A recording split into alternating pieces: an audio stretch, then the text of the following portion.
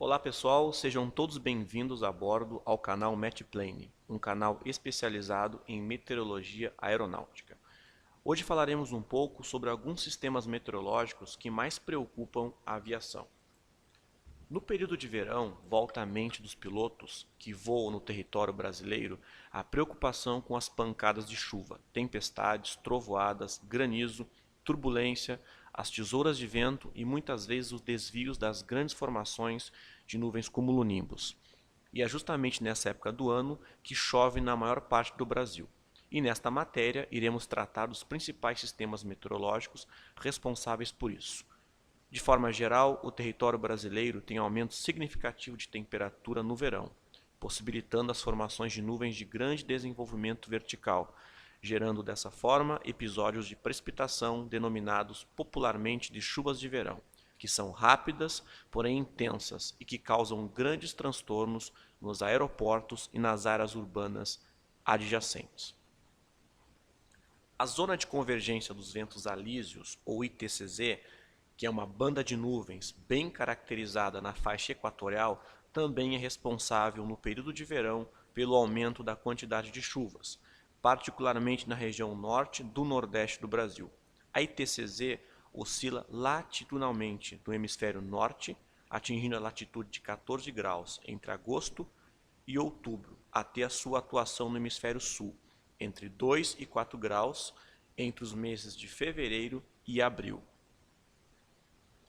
Um sistema sinótico de grande importância e bem configurado no verão é a Zona de Convergência do Atlântico Sul, ou ZACAS, que se trata de uma extensa faixa de nebulosidade de orientação noroeste-sudeste que se estende desde a região amazônica até o Oceano Atlântico Sul, atravessando as regiões centro-oeste e sudeste-sul.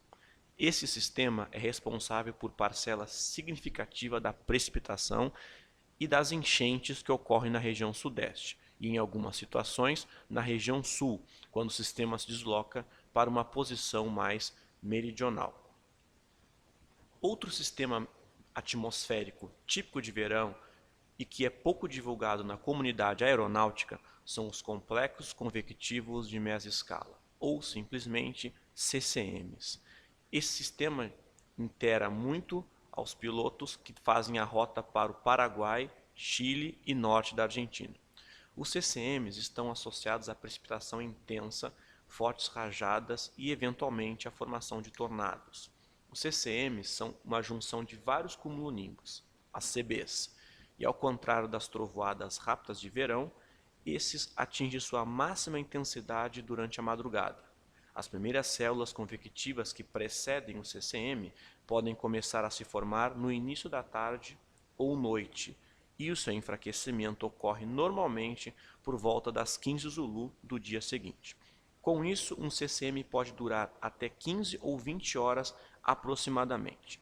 A trajetória da maioria dos CCMs inicia-se na região leste dos Andes, na latitude média de 25 graus sul e sobre os vales dos rios Paraná e Paraguai, deslocando-se em direção ao Rio Grande do Sul e Santa Catarina.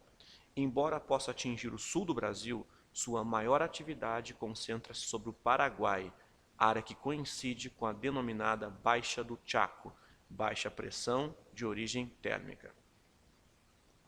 Para um melhor entendimento acerca das precipitações no território nacional, devemos lembrar também de fenômenos de repercussão de maior escala espacial, como o El Niño e o Laninha, que são associados respectivamente ao aquecimento e resfriamento da temperatura da superfície do mar, TSM, sobre grande parte do Oceano Pacífico Equatorial. Cabe também ressaltar a importância de um conhecimento climatológico de fenômenos que têm maior incidência em determinados aeroportos, como é o caso das wind shears, tesouras de vento, que são bruscas variações tanto na direção quanto na velocidade dos ventos, cuja frequência aumenta bastante no período de novembro a fevereiro, e são responsáveis por grandes destruições em solo.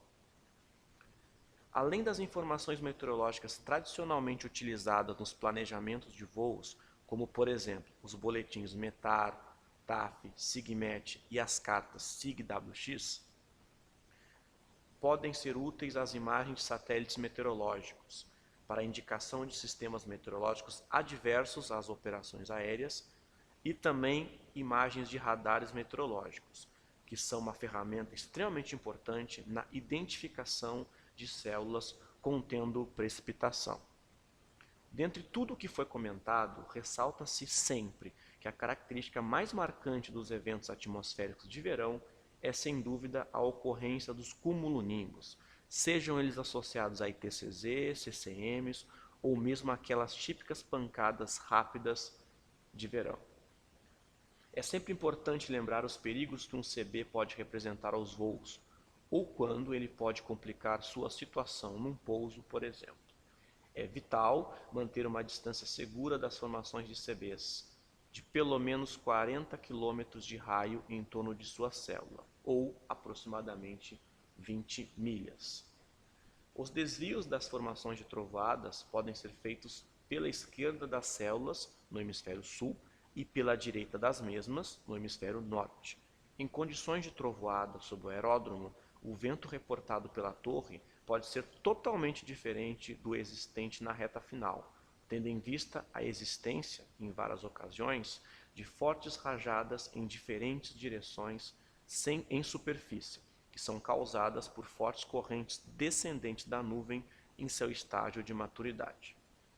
Apesar de atualmente conhecermos melhor os sistemas meteorológicos, as formações de cumulonimbus e seus fenômenos associados muitas vezes se apresentam de maneira inesperada e imprevista, e devemos nos antecipar para evitar surpresas desagradáveis. Obrigado pela atenção na matéria de hoje e comente o que você achou da matéria de hoje e estamos atentos também aí e abertos a sugestões para futuras matérias. Muito obrigado.